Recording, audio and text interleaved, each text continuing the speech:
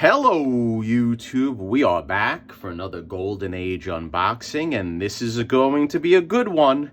And the reason why it's going to be a good one is because it's an old Golden Age comic from 1940.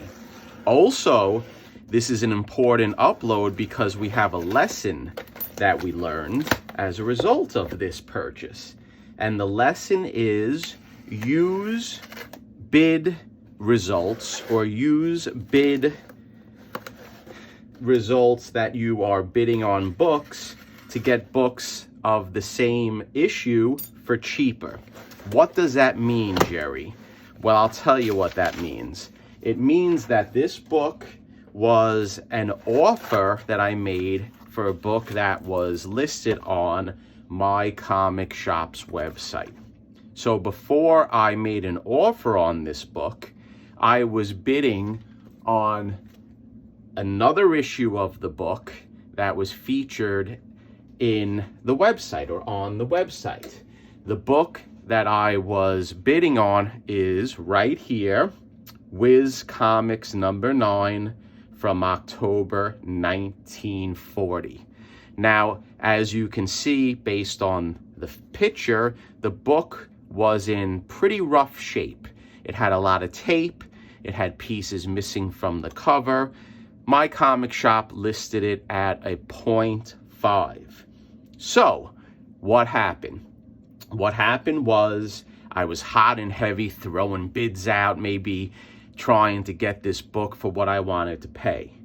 I actually made a high bid of $405. And guess what? I lost.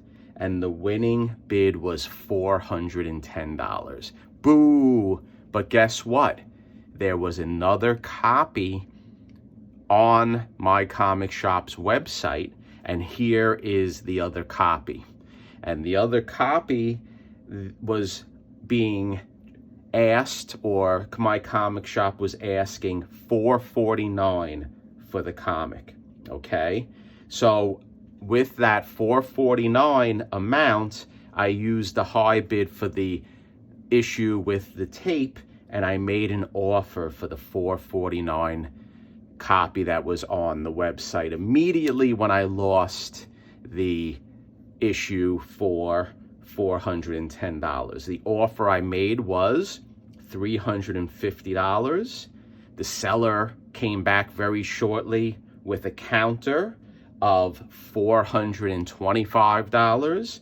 I shot him back another counter of $387 because I split the difference between my offer of $350 and his offer of $425, and the number is $387, and bum bum bum, I got the book, and he accepted the offer.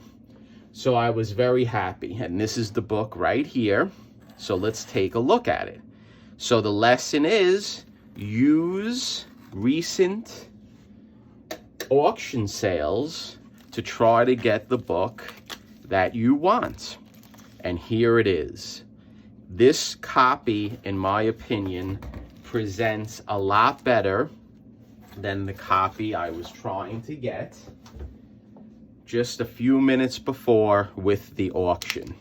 And the reason why I was bidding on the auction versus making an offer on this copy is because I thought maybe I can get it cheaper with the auction. But as people know in the comic community, when you're bidding on books, sometimes that auction gets you going. And sometimes you just bid for the book even though you don't want to spend that much money on it, but you try to get it anyway. It's the heat of the auction. So there you go, Whiz Comics number 9. Let's focus in a little bit so we can see this awesome book a little bit better. And let's take it out because I know it's being glared with my lighting system in the Jerry the Jitterbug studio. So let's take this out and let's take a nice look at it. And again, I know I said this last time with my comic shop, but I really don't like that they use Scotch tape. But I like my comic shop. That's only one criticism. So let's take this book out. This book was listed at a 0.5. I do believe that it has a full spine split, but guess what? I have no problem with that because I'm really trying to bang out a lot of these early Whiz comics, because I think because of the economy right now, these high-end Golden Age books are a little bit lower than they used to be. So all in around $387. There was tax and there was shipping, but you know what? I don't know the exact number, but the winning offer was $387. So as you see here, it is a split on the cover, which is fine, and that's okay with me.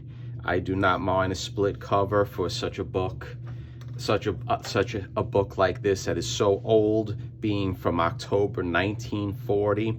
Look at this beautiful classic cover of Shazam fighting a rhinoceros, saving a young woman who tripped in the jungle, I'm guessing. It's amazing.